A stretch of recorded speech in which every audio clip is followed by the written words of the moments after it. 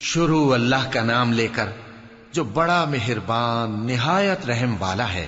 اے پیغمبر صلی اللہ علیہ وآلہ وسلم، اپنے پروردگار عالی شان کے نام کی تسبیح کرو، جس نے انسان کو بنایا، پھر اس کے اعضاء کو درست کیا، اور جس نے اس کا اندازہ ٹھہرایا، پھر اس کو رستہ بتایا، اور جس نے چارہ اگایا، پھر اس کو سیاہ رنگ کا کوڑا کر دیا۔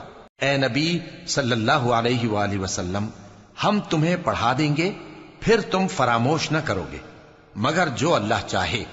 وہ کھلی بات کو بھی جانتا ہے اور چھپی کو بھی، اور ہم تم کو آسان طریقے کی توفیق دیں گے، سو جہاں تک نصیحت کے نافع ہونے کی امید ہو نصیحت کرتے رہو۔ جو خوف رکھتا ہے وہ تو نصیحت حاصل کرے گا، اور بے خوف بدبخت اس سے کترائے گا۔ جو بڑی تیز آگ میں داخل ہوگا، پھر وہاں نہ مرے گا اور نہ جیے گا۔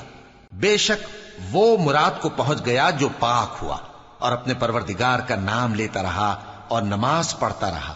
بات یہ ہے کہ تم لوگ تو دنیا کی زندگی کو ترجیح دیتے ہو، حالانکہ آخرت بہت بہتر اور ہمیشہ باقی رہنے والی ہے۔ یہی بات پہلے صحیفوں میں بھی درج ہے، یعنی ابراہیم اور موسیٰ کے صحیفوں میں۔